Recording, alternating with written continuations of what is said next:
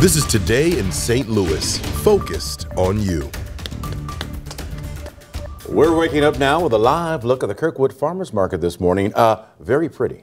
Very pretty. All the colors of all the flowers. Hey, if you're thinking of potting some new flowers this weekend or putting them down into the ground, you may want to wait just a bit because the weather is going to be chilly, according to the one and only Anthony Slaughter. Good morning, everybody. Yeah, it's Friday. It is Friday, April 21st. I'm Randy Knott. And I'm Michelle Lee. Of course, we just want to say thank you for joining us, including those who might be watching us on 5+. We always like our 5+ folks. Yeah. We have Paul Cook watching traffic and all those MoDOT cameras that are pointed to the grass. Not pointed on traffic. MoDOT's watching and they're like, oh, let's change the camera. Boat traffic. And Anthony Slaughter, who's keeping an eye on our weather. We had, some interesting storms yesterday. We got sweater weather today. We got sweater weather. And if you're going to Minnesota, you could have snow. Oh, yeah, snow falling this morning in the Dakotas, too, up in north into Minnesota. For us, it's just chilly weather, sweater weather, as we've been joking all morning long. Yeah, temperatures taking a turn here as we go through the weekend. It will be very chilly. In fact, we could have a freeze and frost on Sunday morning. This morning, the showers are wrapping up across southern Illinois. It's been raining overnight there. For St. Louis, we had a quick hit of rain yesterday evening, and most of it has pushed away from us. Very minimal amounts of severe weather as well. Troy, up in Lincoln County, and Wentzville were the only places that had some noticeable hail yesterday. Chilly air moving in behind the cold front. Numbers out the door this morning are in the 40s and 50s, so you will need a couple layers, or as we've been joking, the sweater weather for today. 60s for highs later on. We'll talk about the weekend forecast in full in just a little bit. Let's head over to Paul now and track those roads and see what it's looking like outside. Paul, good morning to you. Good morning, Anthony, and good morning to you watching. Congratulations, it's Friday. We are moving pretty well out there on the roads, but we do have one incident, 55 northbound, 2 lanes blocked there at Union. Now, not causing a delay yet, but definitely you are dealing with an issue right there a little bit further north, 55 at Carondelet. You're like, gosh, I had an incident at Union. Now I've got construction. We're not loving that, but you are moving very, very well. Also construction in Illinois, in Collinsville right now, 5570 going south at 255. That ramp is needing some work. So just something to be aware of. More traffic coming up very soon, Rennie. Paul, in 1 week from now, there will only be 2 prosecutors in the St. Louis Circuit Attorney's Office, and they'll be splitting nearly 500 felony cases. Now, that's because another assistant prosecutor resigned from the Circuit Attorney's Office. Alex Fees is live in downtown St. Louis with more details of this latest resignation. Alex. Rennie, Michelle, Assistant Prosecutor Nick Lake is the most recent name to add to that list. He is the 4th attorney to resign from Kim Gardner's office in a matter of months. Now, 5 on Your Side sources have confirmed that Lake's last day will be April 28th. He was listed as the attorney of record on 7 trials. Now his workload, along with 470 other felony cases, will be split between 2 lawyers. The prosecutor's exit started trickling in after Missouri Attorney General Andrew Bailey filed a lawsuit to remove Gardner from office. Bailey insists during her 6 years, Gardner has repeatedly failed to do her job. During a marathon court hearing Tuesday, Gardner's lawyers say, quote, they denied any and all allegations of wrongdoing. We caught up with veteran St. Louis defense attorney Scott Rosenblum, who describes the ongoing saga in the Circuit Attorney's Office.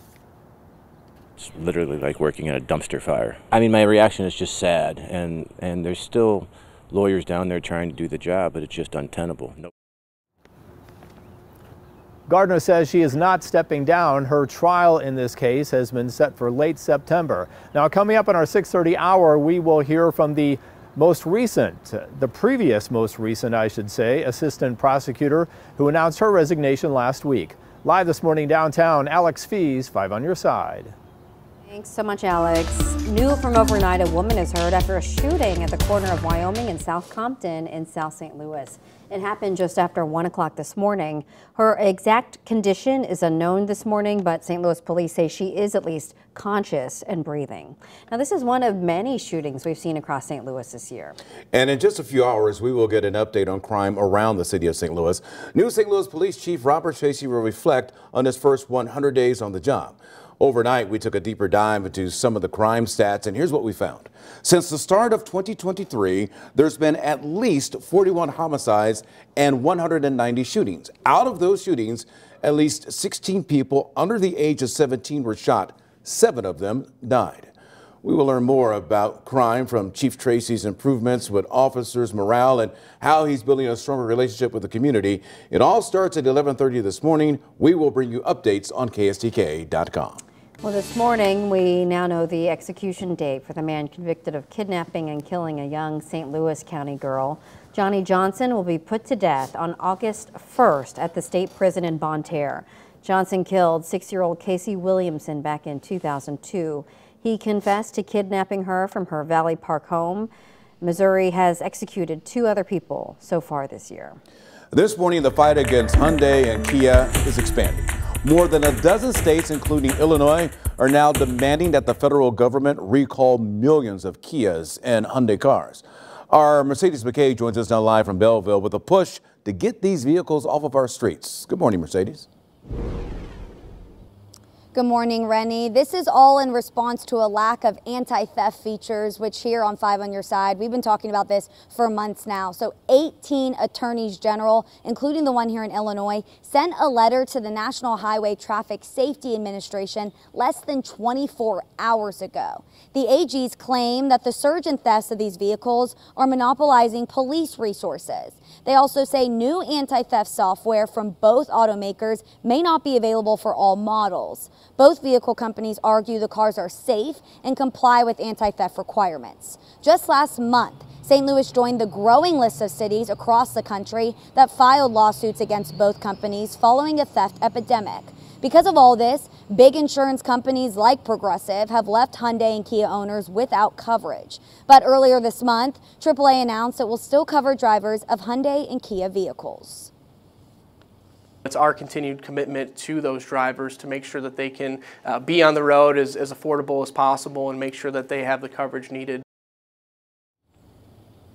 Hyundai is offering a security software upgrade, which AAA is requiring for coverage. Now, coming up in the next half hour, we'll break down the crimes related to these 2 vehicles in the St. Louis area, and the numbers are pretty high. Live in Belleville, Mercedes McKay, 5 on Your Side. All right, good to see you this morning, Mercedes. And shout out to her mom. We met her a couple weeks ago, all out the Tissel team, and she watches. Faithful viewer from Texas. That's where she gets that y'all from. All right, well, this morning we are waking up with the cold front that has passed off towards our east, so that means cooler weather to come for the day ahead. We'll have some breaks in the clouds through the day, but also a little brief sprinkle is possible. Tomorrow when you wake up, notice how the clouds start to filter back on in. Maybe a sprinkle through the day tomorrow, but brisk winds, gusts tomorrow could top 30 miles per hour. So as we've been joking this weekend, it is going to be sweater weather for most of the bi-state. 50s for highs Saturday and Sunday. We'll talk about more rain for next week in just a bit, guys. Today in our nation's capital, we can expect a Supreme Court ruling about a common abortion bill, how this decision will impact our country. Right now, a plan to ban transgender student athletes advances in Congress, how this could impact people in Illinois. Turning St. Louis into a tech hub, the new festival coming to the bi-state next week.